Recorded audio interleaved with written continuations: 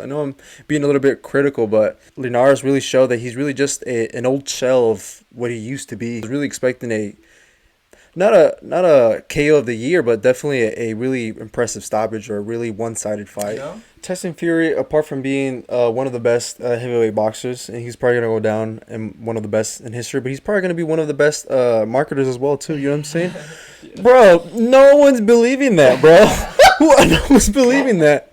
Oh, this MMA guy. Oh, no, bro. It's just getting. Slim tweeted out. He's like, man, everyone's submitting an appeal. Maybe I should submit an appeal. Obviously a joke because he knocked out his opponent.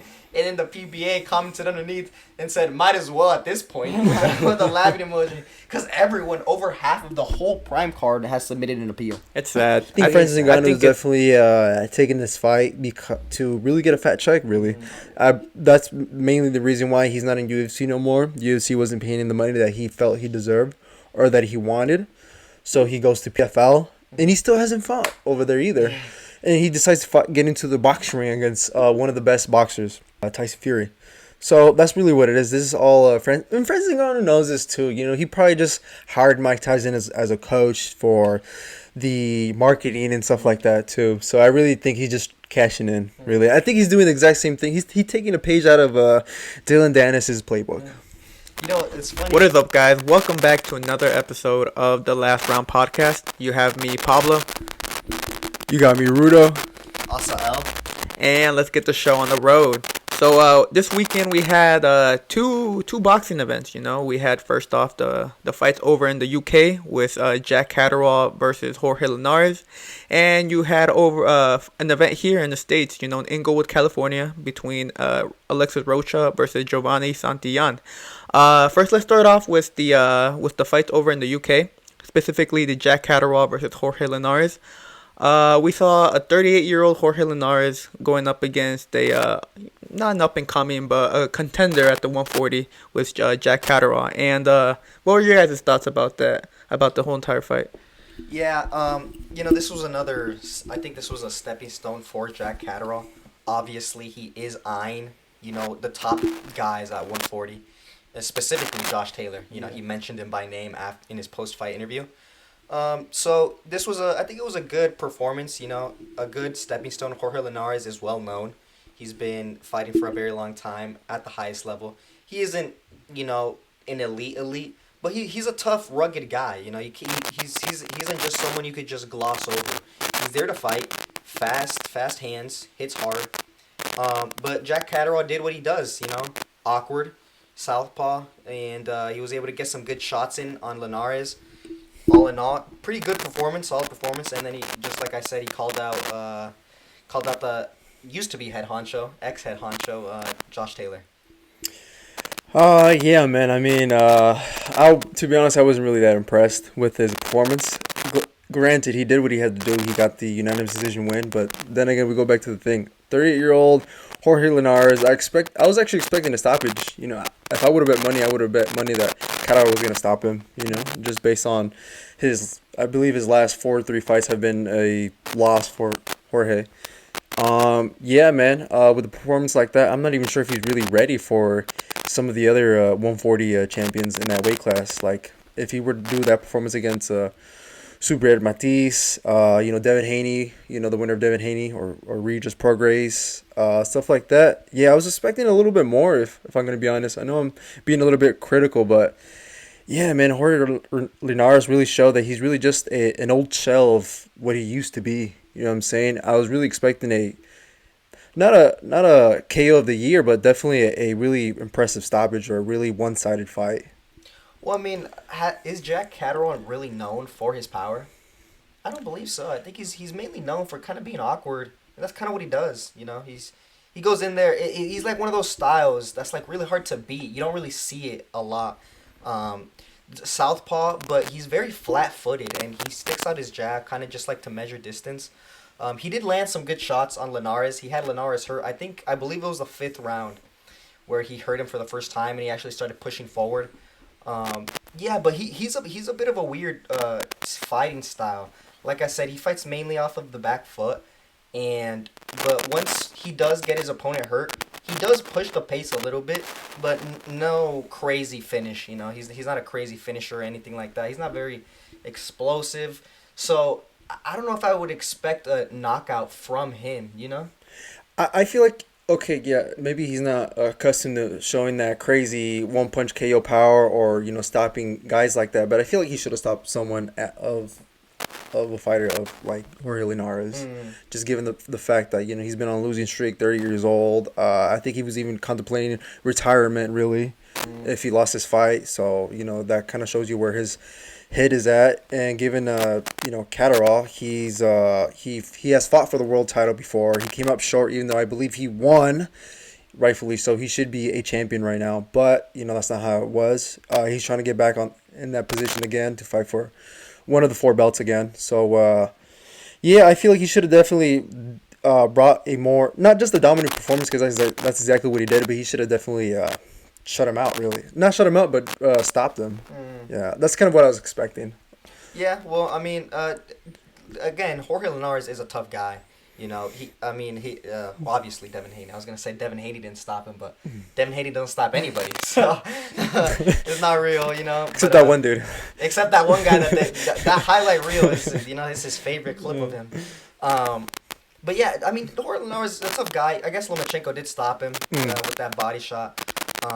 Yeah, Linares he's one of those fighters, man, that like I'd say he's kind of one of those B-level fighters where he's kind of a good he's kind of a good measure to see how good his opponent is going to be. Like a gatekeeper? Yes, like exactly like a gatekeeper. If you're able to beat him like really good, then you'll be able to like place him. Oh, he might be one of the elites, or okay, he has a bright future. Oh, okay, he can do this and that. Because Linares, yeah, he's not a no joke, but he's definitely not like one of the top elites.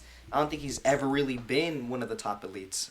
Maybe like early on in his career, when he was in his prime, when he was a champion, he definitely was a pretty top guy. But I can understand what you're saying there. Yeah. So tough guy, hard to knock out, but he's definitely been on the decline in his career, and his past 4 fights have been losing. He's just lost straight out. It started with Devin Haney, and then some other opponents lost. Now his 4th loss in a row. He said that he told his family if he were to lose this fight, then he's going to call it a career. He lost this fight. He calls it a career. Sad to see Jorge Linares leave. 2 decades in the game. That's a long time. A real veteran. Yeah. Long time. Yeah, real veteran. He made a name for himself. He got some big money fights. And, that's all you can ask for. At least he went out with his head held high. Yeah, he beat Luke Campbell. He hurt Devin Haney. He dropped Lomachenko. He has some career. Yeah, career. some those are some pretty big highlights, for a fighter. But yeah, hopefully he enjoys retirement, and figures out what he wants to do for the rest of his life. But for Jack Catterall, what's next for him? Coming off this win against Linares, now he's calling out Josh Taylor, and that seems the question with Josh Taylor is when is he gonna come back? Because he's just coming off from a loss against Teofimo Lopez, a very one-sided loss at second half of the fight. But there's other names at 140. 140 starting to brew a little, starting to heat up. You got, like you mentioned, Matias. You got Prograis. You got Devin Haney, Teofimo, Josh Taylor. You can even put like Jose Ramirez in there also. Into the mix. There's a lot of people that what's his name? Catterall can fight. Who do you guys want him to fight next? Well, who I want him to fight next? I'd say a rematch with Josh Taylor. And I think, honestly, for Josh Taylor, that could be his move as well. Because let's go back into his little reign as the Undisputed. So he fought Jack Catterall, right? Super controversial, completely controversial. And I feel like after that fight, it's kind of a pivoting moment where like it kind of just went down. He fought Teofimo Lopez. Yes. And then boom, he got his belts taken away. So I think it'd be a good just a good thing to in his mind to like beat that guy who everyone was saying, oh, you lost to, or oh, it was so close, or this guy wasn't really that well known, and then for you to put up that performance against him, this and that, a lot of chirps. So I think it'd be good mentality wise for Josh Taylor to get that victory in a emphatic fashion. Not leave it up to the judges, and if he does leave it up to the judges, just have a dominant performance. Yeah, I don't even know if Josh Taylor really wants to give him the rematch again, because it was a really controversial win, and I think he only got the win because he was fighting in his hometown. Mm-hmm. Yeah, plus, I'm not even sure if we'll ever see that fight, because if I'm not mistaken, isn't he going to move up to 147? Josh Taylor. Josh Taylor. I don't believe. Did he say that after his fight against Teofimo? I'm not sure, but... I mean, I know he's a big boy. Yeah, he's so huge. There's probably not that many years. He doesn't have that many years left at a 140. Yeah. But that's probably in his future, I'd say. I think it's possible, maybe, but I'm not sure. I think I would rather see Jack Catterall fight some of these other champions. But we'll just have to wait and see until next year. We forgot one 140 champ. Who? Rolly. Oh yeah, right. Hey, I want to see him against Rolly. Yeah, Rolly against Rolly. yeah, because if we're just going down the list, I believe next month, isn't it? Matias is gonna defend his title. Yeah. In December, we got Regis Prograis and Devin Haney, and then Teofimo Lopez says that he's just waiting until next year until one of these other. He wants a lot more. He wants more money, and he's just kind of waiting to see how the rest of the other fighters in his weight class how they fight. Yeah, so actually, I think this is a perfect time for Catterall to get a world championship and then get an easy layup world championship Rolly. I think we can all agree that Rolly isn't the best fit to be He's a the best champion. fighter in the world, man. So, Number one pound for pound. he Rolly. almost got that grandpa victory. World champion Rolly, man. Come on. He is a world champion, so that gives you 25%. You get 25% better when you get that. That's what they say. That's what they say. So. But I think actually for Joe Catterall, this might be a Joe Catterall. Joe, I don't know. I keep on calling him Joe Catterall. I don't know. Jack Catterall. I think what he could do is fight Rolly, get that victory, and get some more notoriety to his name. Yeah. Now I'm a world champion. Yeah. I beat Rolly, who's kind of got a decent name in boxing. Like people know who Rolly is, Rolly Romero. So beat him. He should beat him pretty decisively. I'd say another dominant performance. Has a world champion now. People know him, and then call out one of the other champions to unify. I think that'd be a solid route that Catterall can take if he doesn't want to take the Josh Taylor route, or if that fight can't be made. I think that'd be perfect. It'd be good, yeah. But honestly, I think for him, I feel like he wants that Josh Taylor. Me too. Rematch. I think he wants to get his lick back. And he wants to prove that he was the better man that first night, and he can repeat that again by being the better man the second night. And I feel like that fight could be made as well because I don't know why that fight kept on getting postponed and everything. Yeah, cause you remember Taylor was at one point undisputed. Mm-hmm. There was either injuries, sickness, and also mandatory. So Taylor ended up having he lost his belt. He was trying to vacate because they had other mandatories above Jack Catterall, and he wanted Jack Catterall rematch. So he vacated a belt to try to make that fight happen. He might have vacated two. Yeah. Yeah. So I think in his mind as well, he kind of wants that fight too. So that'd be a good fight. Another rematch, Bad Blood. Yeah. Another fight that they can hype up real well. Wait, switching a little topics from Catterall and going to Teofimo and him saying that he wants to fight until next year. Did you guys hear about him wanting to fight he doesn't want to fight at the MGM Grand or at the not MGM at the Madison Square Garden, but he wants to fight at the new Mecca Sphere over in Las Vegas. That globe thing? Yeah, the globe. Oh. Yeah, he said he wants to fight there. Do you guys believe that's gonna be like the next, the future, the Mecca boxing? Yeah, the Mecca boxing, the future venue for these world fights? That building definitely has a lot of hype. What is it called? The globe? The Sphere. The Sphere. It's really just called the Sphere. Okay. The Sphere, yeah, that has a lot of hype around it recently. I've been seeing a lot of stuff about it. You can project stuff on it. If they could get I think it'd be a great business move for boxing because A, it's something new, and B, there's a lot of things that it can do. I've seen you can display screens on it, display videos on it, stream on it. Yeah, imagine during a fight, it just a whole coliseum type of stuff. Like the Roman a new environment, new sphere. I think brings something fresh to boxing, and hopefully we can. If Teofimo pushes it for it enough, he has a big name, he's got some belts. he can like maybe try to sway the promoters to get a venue there. Yeah, to be honest, I was a little bit critical of Teofimo Lopez, especially after that loss against Jorge Cambosa. But after his win against Josh Taylor, he's definitely back to the old Teofimo Lopez that we're accustomed to seeing with the knockouts, the made spectacular performances, the Fortnite dances after a KO win and stuff like that. He's actually big enough that he can call the shots. So if he really wants to and he really wants to push it for a fight at the Sphere, I think he could. Going back to your question, I don't think that would be the new mecca of boxing. It's just Madison Square Garden is just The history. it's just the history, just all the other fights that we were accustomed to seeing there and stuff like that. But maybe it just kind of depends. I know Dana White has said that he also wants to have fights, UFC fights in that Sphere as well. So I don't know, it's possible. We'll just have to see. Just some of the clips that I've seen, I think they've had concerts there. I've seen clips of people showing movies and stuff like that. How the whole arena is just like projected in screens. It's really cool. It's really amazing. And for $500,000, you can put an ad, and the whole Sphere is whatever it is. Yeah. Oh. Yes. So Something fresh, something fresh to bring to boxing. I think you're right. Yeah, probably.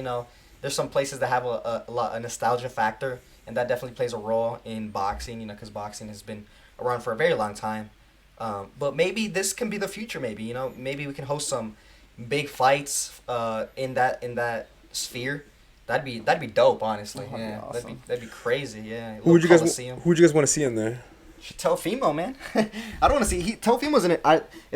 For a venue like that, you kind of want like an entertainer, someone that gets the crowd going. I think Teofimo gets the crowd going, with his little showboating right in the middle of fights. That's when he's in his best. When he's showboating, when he's talking a little bit of shit. Just doing his thing in his flow. I want to see Crawford and Canelo. 168, make it happen in the Sphere. Make it happen, man. No, yeah. So I mean, I think it's a cool thing to kind of think because now this opportunity has presented itself.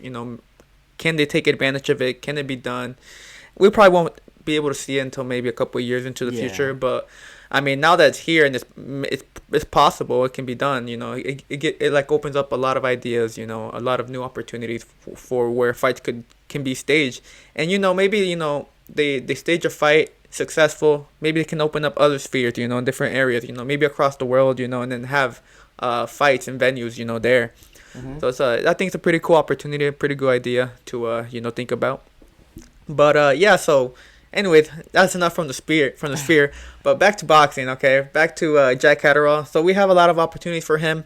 Let's see what he does. Probably won't be fighting again until next year.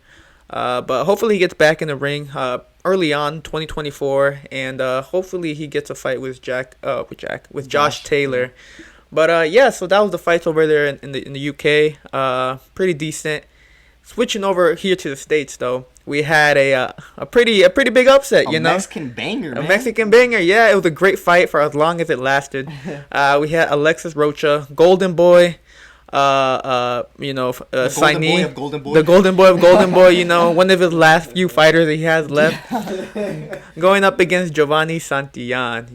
Santillan, undefeated fighter, looking to make a name for himself, and he even said it during the press conference during the build up to this fight that he was going to show the world who Giovani Santillan was. And he showed it. He did it, yeah. He showed it. What you guys think of that fight? Man of his word. That's what I think of that. Grown ass man. Yeah, that's what I think about that. It was a firefight, man. From the start, the jump, Giovanni was on Rocha's ass, man. Completely no room to breathe, no seconds to get warmed up, no nothing. Giovanni went in there with a clear goal in mind, which is to win. And he went in there and he fucking won. So, completely. I was impressed by his performance. His gas tank held up pretty well. His punch selection was really well as well. Obviously, the power showed. He busted up Rocha's face. Probably broke his nose or something because that thing was gushing blood every single round. Since the first, all the way to the fifth, I believe. Sixth. Yeah. All the way to the sixth, that nose was running. So that is not a good sign. Yeah, he busted Rocha up, knocked him down 3 times, and stopped him. What more can you really say? What more do you want from Rocha from Santillan? It was a great performance. I think he definitely made a name for himself, and bright future for him. Yeah, Santillan. He kind of not only was I impressed with his performance, but I was actually genuinely surprised. Alexis Rocha definitely the A side. They definitely had a lot more KO reels and stuff like that. Destroying his opponents. While Giovanni, yeah, he's undefeated and he's had a couple KOs and stuff like that. But I just felt like he started his career, if I'm not mistaken, a little bit smaller, being a smaller guy. Alexis Rocha has stayed at that weight class for a while now. I think his whole entire professional career up until this point. At 147, yes. 147, yes. Giovanni, if I'm not mistaken, he started at 140. So just going into there, him being the smaller guy, the first round he made it well known that even though he was a smaller guy, he packed the bigger punch. You know what I'm saying? Right away, taking the fight to Alexis Rocha, and really landing not only solid shots but hard shots that were affecting Rocha. Even though Rocha is the younger dude, he was taking it quite well up until the very end. But yeah, man, another thing that I was genuinely surprised was that Giovanni. There was some moments where he did show a little bit of not hesitation, but he was kind of like a little bit frustrated in the fact that he was landing a couple hard punches and it seemed as though Alexis was still in there and he kind of wanted to get him out there a little bit more quicker, but he maintained his patience and whatnot, and yeah, he just continued to have a good gas tank. You know what I'm saying, up until the last round, really, sixth round. Yeah, Santillan, I think the thing that impressed me the most was his shot selection. That chopping left that he kept landing on Rocha from the first round. Those Right in were the ear, on yeah. the ear, like right behind the ear. Those were lethal shots. Also his hooks, and lastly his uppercuts. Man, when he would double up the hook and then change it up with the uppercut. Devious, it was menacing, it was destructive. Every single time he landed that uppercut, Rocha caught it clean, and he was he showed that he was hurt every single time it landed on him. But overall, I think it was a good performance from the referee. Give a shout out to the Yeah, shout out ref. Ray Corona, I think his name was. He did a good job. There's sometimes in these kind of fights where if the A side is getting a beating, they tend to kind of try to help him, but Corona, he kind of let it flow. There's moments where Santillan would use his forearm to try to create distance so he could land that chopping left. And some other refs would have already called it. Hey, you can't be doing that. It would have gotten them in trouble, but he let it go. He would letting a lot of things go. I think he set up a good rhythm for the fight, and it really helped Santillan continue fighting his fight, because that's how he was trying to fight the entire time. Trying to make it, just trying to chop him down with any means possible. And so, shout out referee, shout out Ray Corona. He did a good job, and good stoppage too. Really Yeah. good stoppage, in my opinion. Yeah, it's true. A lot of refs definitely try to bring all the attention to them instead of like keeping the attention on the fighters. Or for the A side too. All for the protecting. face side as well. Yeah. Yeah, definitely. I mean, yeah, it's at Alexis Rocha. I mean, it's his promotion, his hometown, Yeah. his crowd, his judges, his everything, man. So, yeah, I guess not the ref, though. The refs stay true. And the thing is, yeah, a lot of people, yeah, you can say, it's illegal. He's putting his elbow in there. But the thing is, or his forearm, and the thing is, though, Rocha was blatantly trying to hold. And that's not legal as well. But a lot of referees just let that happen, Yeah, So if you're gonna let the clinch happen, okay, that's fine. You can let the clinch happen. But then if they want to create some space, if the fighter is trying to frame his opponent's head to a certain position so he can throw a punch, you gotta let that happen as well. Yeah, I think a lot of judges say unfair, but I'm firm. Ray Corona really showed that he is one of those judges. You know what I'm saying? Yeah, he warned Giovanni like once or twice about kind of back of the head shots a little bit. He could have taken a point off if he really wanted to, but he did not. Again, going back to the unfair, but I'm firm. Yeah, so he didn't do anything to disrupt the rhythm of the fight. He let the fighters fight, and yeah, he did a pretty good job. Yeah, the thing is as well, Alexis Rocha is a power puncher, man. Like, that boy hits hard, and he was able to land some shots on Giovanni Giovanni, what's his last name? Santillan. Santillan. Okay, yeah. He was able to land some good shots on Santillan. Especially the body shots. Rocha was doing a good job. One of the things that he was doing very well was going down to the body, not forgetting the body, because Santillan was using a lot of energy. I mean, he was trying to get him out of there, and that takes a lot out of you. So on Rocha's side, the game plan wasn't that bad, honestly. Go to the body, let him get tired and just punish him to the body. So where, once we get into that later half of the fight, he's not gonna have anything left. Yeah, most of his strong shots, yeah, he was going up on the top, but I feel like the majority of his power shots were trying to target the body, Giovanni's body, because he was thinking in that later half of the fight, which I really thought was gonna happen. Alexis Rocha was actually taking some of those strong punches from Giovanni, and he was standing strong. His legs didn't look weak or shaky like that. Yeah, they both displayed great chins, and I guess great being able to absorb to the body. Because Rocha was getting some hellacious shots to the face, and he seemed pretty all right. Sometimes he like a couple of times in the fight he was rocked, but for the amount of times that he was getting punched in the head, it was pretty impressive. So hats off to him. He can take a punch. And for Giovanni, he got in his body. He got landed great hooks to the body, and he was again able to absorb them, and keep on coming forward. So I guess they both impressed me in that aspect. They can both take a punch. We know Giovanni can pack a punch now because he just stopped Alexis Rocha, and he can also take a punch because Alexis Rocha punches freaking hard. Yeah, I think Santillan, it really helped him going in hard. The first round. Setting the tone at a high pace, and I think that's what got him the win. Or was one of the keys for him to breaking down Rocha, because like you said, Rocha is 26. He's young. He's fresh. He's a very tough guy. So I think Santillan and his team made it clear that their game plan was to, from the get-go, start breaking him down. Just don't let him think. Get him absorbed into your game, and that's what he did. And the body shots that Rocha was doing, I think that's one of the few things he did well in the fight. Overall, the fight did not go anywhere as he wanted to. It completely went every way for Santillan. But one of the things he did do was those body shots, and he landed some really hard body shots that you could tell, even though Santillan took him well, you could tell it did take something. He felt them. It would either stop him in his tracks, and allow Rocha a couple seconds to breathe a little to try to fight his fight.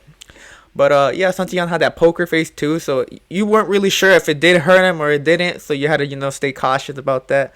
Regardless, Santillan put up the performance of his lifetime. He's 31, I believe. So he's at that age where he needs to get it cracking. And he already has over 30 fights. Once you're a fighter who's over 30 with that amount of fights, you need to start doing something. You need to start at least getting some big fights in. And I think this fight was his breakout fight. Finally he got it, and he needed to get it. So I'm interested to see what happens next with him. What they have planned for him next, because 147 seems to be a division where Terrence Crawford his era seems to be ending. Earl Spence is MIA. A lot of these big names, Ugas retired almost. A lot of these big names are starting to leave. So it allows for fighters like Boots, for Santillan now, even Mario Barrios, a lot of these new up and coming fighters, to start putting their name into the division. So I think it's awesome that we get another name like Santillan in there. Yeah, and a lot of people thought that name was gonna be Alexis Rocha. Yes. Definitely Golden Boy wanted that, De La Hoya wanted that, and also a lot of Mexican fighters. He's got a pretty good fan base over there in California where he's from. But I think I don't know, bro. His downfall was just not enough movement, not enough trying to get out of the way of those shots. He seemed perfectly content just absorbing them. And I think that was definitely the wrong game plan. Like, why even absorb them? Like, why take the punishment if you can try to avoid it? Some head movement, just go take the step back, nothing. He was just hands, up and taking them. Because Mexican style, baby. Yeah, the Mexican CT hit different, I guess, dude. Damn. Not only that, but I really think Giovanni sparring Alexis Rocha for various amount of rounds. I think they came with the game plan. You know what I'm saying? We kind of know what we're getting ourselves into. We had to like switch it up a little bit. We got to surprise Alexis Rocha. I remember watching them spar. I don't remember Giovanni really starting off strong or at a high pace like that. It was typically just kind of like a little bit back and forth. You know, it's sparring. You know, let's work with each other and whatnot. I really think that was the key thing. Starting the fight with the really high paced. Yeah. Yeah, I think I don't know. Yeah, Rocha definitely he has no defense. I mean, he really has no defense. No head movement. No stepping back. No real range. Like his defense is just hands up, and that's not gonna work all the time. Just like he saw, you know. So his offense, he has a pretty good offense, pretty good punch selection. Goes to the body, packs a punch. That's all good. Okay, you got that down. But that's only half of the equation. We still got defense, you know, to work on, and I think that was his weakness. That was highlighted. That was his weakness. That was exploited this past weekend. So, you know, he's got to go back and do some adjustments. Yeah, so it's interesting to see how that's gonna play out. But for Giovanni, what's next really? Who would you guys want to see him fight? It's hard, you know, That's all right. because I don't know. Because I mean, I don't know if he definitely should want to try to push his career forward. You know, like you were saying, you know, he's 31. This was barely his breakout fight. You know, people are now finally going to start paying more attention to him. So he has more opportunities. Now, it's up to him whether or not he wants to take a big fight or just, you know, keep on meddling, you know, with these lower level guys. I definitely would like to see him being pushed. I want him, because I want to see him being active as well, because, you know, 31 and this performance as well, it was a high-paced performance. I think he will perform well if he stays active, you know, if they get him in the ring as soon as possible. He did state in the post-fight interview while being in the ring, being interviewed, he said that he wants to have a big 2024, so I don't know if that means continuing to be more active or that means against bigger and tougher guys, really. You know what I'm saying? You got people like Mario Barrios, Boots, Stayonis as well, although he has a fight later this at the end of this year against Keith Thurman in December. But you know what I'm saying? That's really what it is. You know, he's 31. I think he knows it too.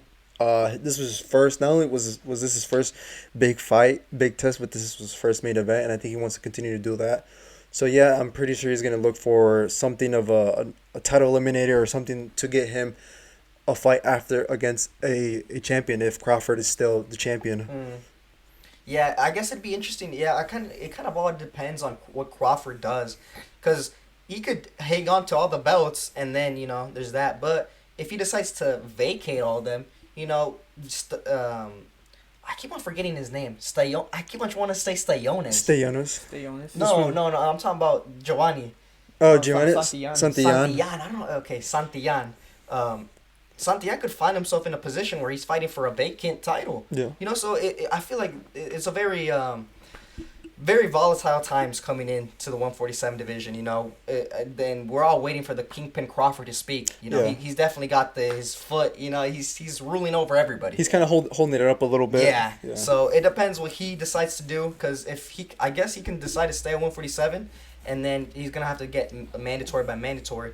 But if he decides to vacate all of them, you know, we could see a lot of fights, fighting for a vacant title. Yeah, and we'll see definitely a different landscape at 147, different champions as well, the new generation coming up and stuff like that. So yeah, that'd be very interesting. Maybe Giovanni can definitely be part of that. Mm-hmm. Definitely. Yeah. Finally, right, 147 has been, you know, for such a very deep, you know, the 147 division overall in boxing is really deep. Always, yeah. Yeah, it's always deep. It's always deep. But like these past couple of years have been a little, you know, stale. But I think it's great that, you know, we're finally starting to see, you know, movement from 147, and hopefully keeps moving. Different landscape, like you mentioned, new fighters, new champions, hopefully, and this all just varies if Crawford decides to vacate or not. Regardless, it's interesting, you know, interesting future, not really bright future. I guess he's already 31, so Yeah. he's already 31, so, you know, but, you know, He got some big fights on the horizon. new opportunities for him. Yeah. There you go, new opportunities for Santillan. So I'm eager to see what he does, if he what path they take for him. So yeah, those were the two fights. You know, two headliners that we had this past weekend. Pretty good fights. They were pretty decent. Yeah, especially that Rocha and Good weekend, Santillan. yeah. I think that was the fight. Definitely the highlight. Highlight, yeah, Catterall's either boring. 100%. But yeah, moving on to next week, we have the big one. Got a fight week coming The up. Titans. The Titans. Oh man, the who they're gonna show who's the baddest of all. MF on the planet. Tyson Fury versus Francis Ngannou. Now, what are our thoughts about this one? You know, what are we thinking about this? Do you want my honest opinion or do you want a sugar-coated opinion? Both. I want the sugar-coated opinion. Okay, my sugar-coated opinion is that Ngannou is going to knock out Fury. You know, it's true. If you look at the statistics, you know, if you look at Wilder, he was almost able to knock him out. Ngannou is like a heavier Wilder. that's the logic they use. Wilder with legs. Wilder with legs. Wilder with some mass on him. You know what I'm saying? Wilder, not basketball player physique. But no, honestly, you know, I don't know. I mean, I'm kind of. The only reason why I'm excited is just because it's Tyson Fury. I think I'm a fan of Tyson Fury and his fights, so I'm just excited on his part. I'm not necessarily excited on the matchmaking. You know, we got Francis Ngannou, the ex-heavyweight champion of UFC, stepping into the ring for the first time, being trained by Mike Tyson himself. Whoa. Can you believe that? No. I can't either. But we're here, fight week. You know, finally we're gonna get to see the fight, and I don't really have my hopes up that much. I think it's gonna be a pretty anticlimactic fight because, firstly, obviously Tyson Fury is a boxer. We could go through the regular blah blah. You know, he's a boxer, MMA, this and that. But another thing I think is Ngannou is just gonna get gassed. I think he's gonna get gassed after like the 4th round, dude. I think he just got that. He's one of those guys that kind of got the touch of death, where like he got some fast switch muscle fibers, so he can punch he can punch hard and fast. But if he doesn't land that shot in the first couple rounds, he's done. And that's what I think is gonna happen. I think, you know, it might be a little bit competitive because Ngannou maybe has a killer mentality and really wants to win. So he might be trying, but then after the 4th, it's just going to get boring because that boy is going to be exhausted. Yeah. You know, if you see his mitt work, it ain't looking that good. You know? His mitt work and his bag work, too. And his bag work, yeah. Very slow, not explosive.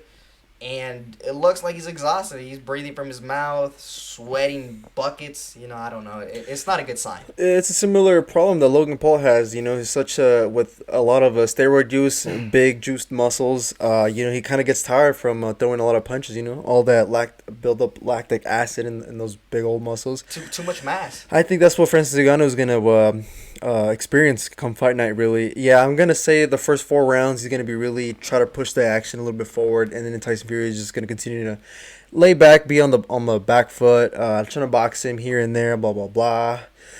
But if I'm gonna be honest, I'm pretty sure this should be a very easy sparring match for Tyson Fury. Tyson should really get the. I'm pretty sure he's gonna get the KO stoppage as well. I'm gonna predict it's gonna be overhand right from a lazy jab that Francis is gonna come in, stepping in over lunge, and then Tyson's gonna go boom right hand. He's gonna sleep him, and then he's gonna be labeled as the baddest man on the planet. He's gonna take that title away from Francis Ngannou. But then all the MMA guys are gonna be like, but if he puts him in a room with John Jones, you know, if they're in a dark room, who's gonna step out? John Jones might have that if it's a dark room. Yeah. Yeah, so yeah, that's how I see it. It's typical that we're accustomed to seeing a boxer versus an MMA guy in a boxing ring. I don't see it playing any other way. Yeah, also, like what you guys mentioned, Ngannou, really slow. Really slow, making a debut against one of the big names in the heavyweight division in boxing. You know, he's stepping into his domain, you know. There's only one outcome for this, and I mean, I guess Ngannou has the puncher's chance, but how likely is he to land that? You know, if Wilder couldn't put out Tyson Fury, how is Ngannou gonna put him out? You know, so I'm seeing this as a very one-sided fight. I think Fury's gonna TKO him, not from like, you know, a hard punch or anything. I think just gonna Ngannou's just gonna be too tired, and he's just gonna just break just like that. I don't think it's gonna be anything crazy, but anticlimactic indeed. I agree with that. You know what's interesting though? I saw a clip recently of Tyson Fury being interviewed, and he was talking about this fight, and he said this fight is actually harder than my last couple of fights, and I'll tell you why. He said because Francis Ngannou is coming from MMA, yes, different striking. Way of striking, different Abilities. Yeah, not abilities, but like I think what he said, what Tyson Fury said is the punches are coming from different angles.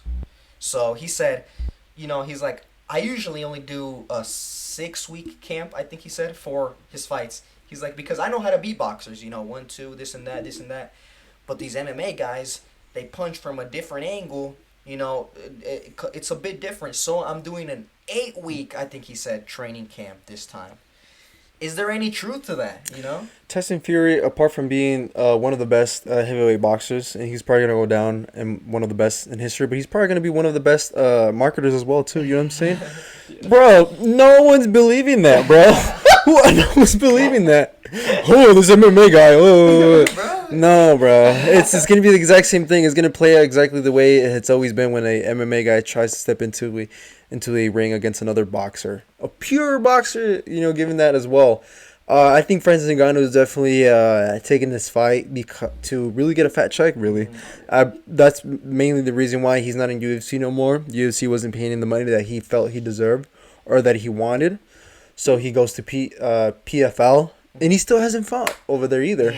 And he decides to get into the boxing ring against one of the best boxers, Tyson Fury. So that's really what it is. This is all and Francis Ngannou knows this too. He probably just hired Mike Tyson as a coach for the marketing and stuff like that too. So I really think he's just cashing in. Really, I think he's doing the exact same thing. He's taking a page out of Dylan Dennis's playbook. It's funny. I think it's actually probably true that the punch is coming from a different angle, but it's just the wrong angle. Like, it's not gonna work. So I guess it's right. He's right when it says it's coming from the wrong angle, but it's not gonna work. It's not gonna land. It's not gonna do nothing. So yeah, like you said, I mean, it's really just build up to the fight. It's just talk. Yeah. Also, when Fury speaks, you kind of take it with a grain of salt. No, I believe. Yeah. I mean, he'd always say he was like, I feel like last week he was saying stuff like, oh, I'm gonna retire, soon, blah blah, and then like the next day he comes out and says, oh, I want to keep fighting. I have he signed a fight with Usyk already. Yeah, this and that. So I'm just like, bro, what are you doing? Yeah. What's going on here? But yeah, so I'm not really I guess I'm only looking forward to this for the entertainment purposes. Social media is gonna be funny seeing everyone's reaction after the fight. Yeah, that's a great point. The funniest thing is gonna be seeing the MMA community try to say something. The MMA community try to be like, oh, but if it was a real fight, this and that. Man, he lost. Just accept it. Yeah, that's gonna be it's gonna just erupt. Social media just gonna be very. It's gonna be funny to see how it plays out. But yeah, so overall, I don't really care about this fight. I'm just gonna watch it for the entertainment. But yeah, hopefully after this, we get to see finally Fury versus Usyk, because that's the fight I want to see, man. That's the fight that needs to happen. Wasn't that fight signed? But there's no date.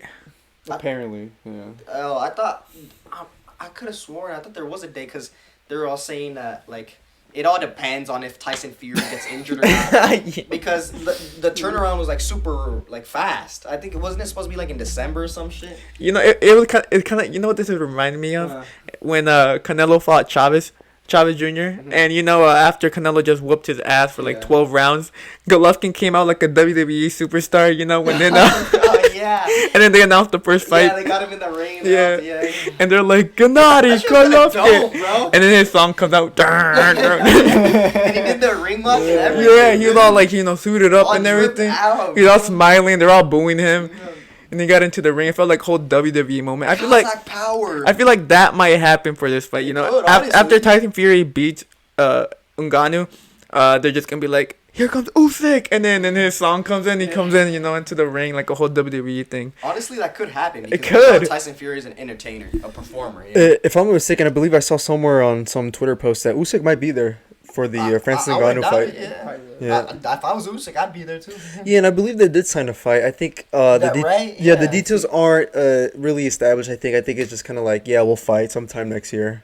So I think yeah, I mean, I would like to see some WWE type stuff. Yeah. You know, bring some entertainment value to that. You know. After Tyson knocks him out, Usyk gets in and goes, "Yo, you gotta fight a real boxer now." Yeah.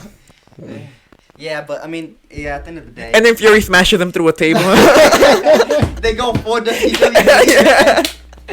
Oh my god, dude, that's hilarious. But yeah, I think. Excuse me. This is mainly a money grab. You know, I think that's what Ngannou is actually trying to do.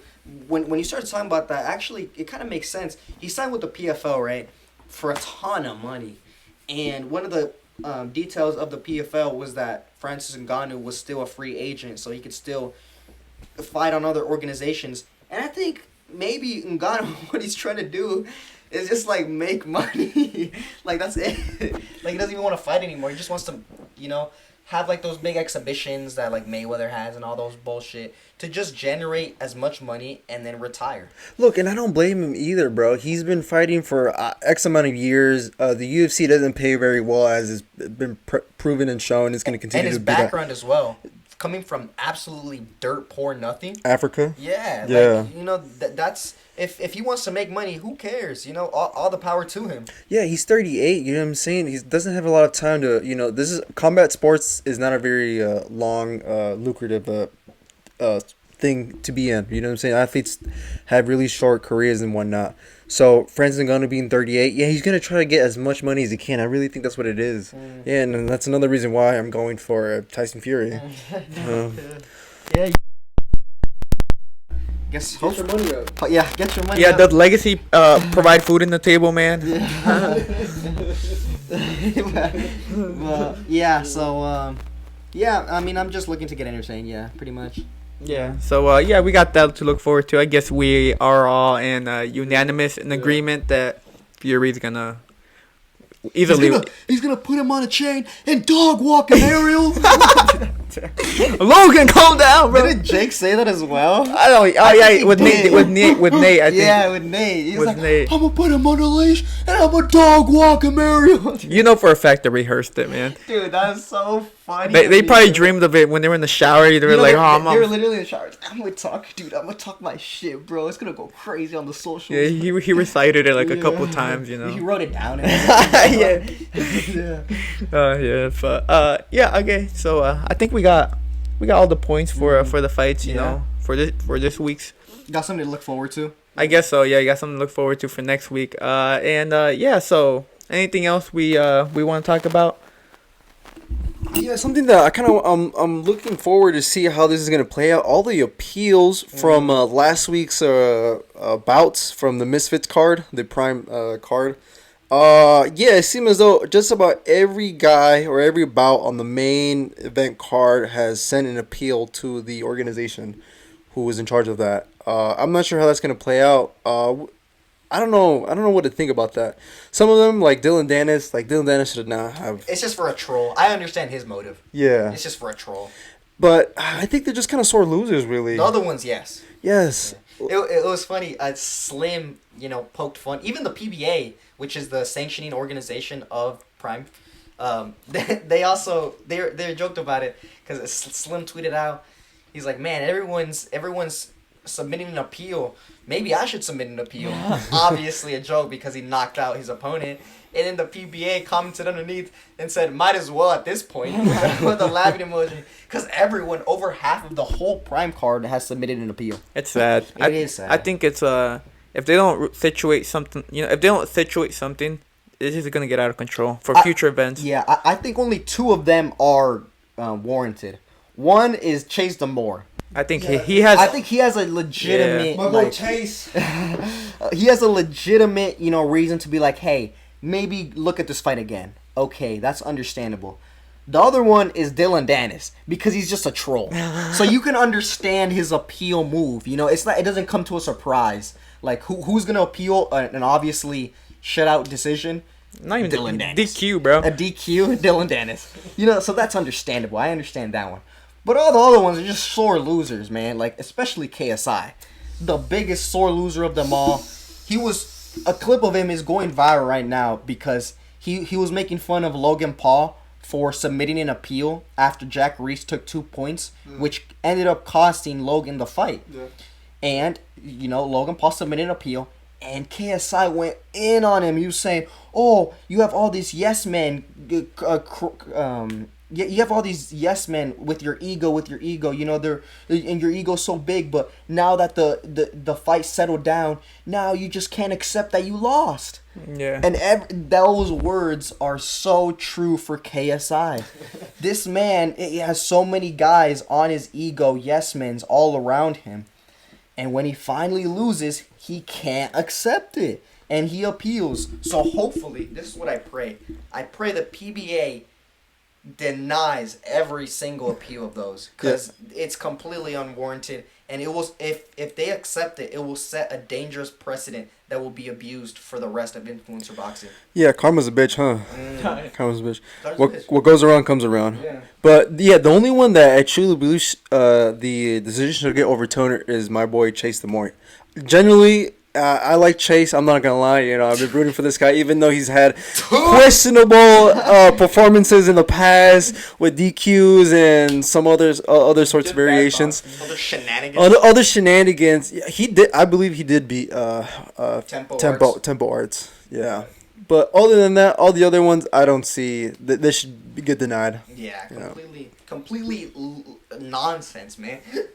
Excuse me. Complete nonsense. Like, these are all, like, babies, man. Literal babies, like, crying to the organization about is going to have to rifle through all these appeals. Get to work. Yeah, get to work. I pray that they do the right thing. Yeah, hopefully we get to see the outcome of this. To be honest, I'm expecting maybe just one appeal to get overturned, and I feel that's gonna be the Chase one. But I believe every single other appeal is gonna get denied, flat out. So yeah, I'm interested to see how or the outcome of this situation, and hopefully it doesn't ruin influencer boxing with this whole appeal nonsense that these influencers are just sore losers, But yeah, regardless of that, I'll be interested to see what they do. So I think we covered all the bases, correct? Mm-hmm. Yeah, I think we did. So if you guys have any thoughts about what we talked about, thoughts about this past weekend with the fights, even for your prediction for Fury and Ngannou, put it down in the comment below. We follow us on social media, follow us on Instagram, we're on TikTok, we're on Twitter or X. And don't forget to subscribe. And I think that's it. This was Pablo. Rudo. Also L. And this was the Last Round Podcast. See ya.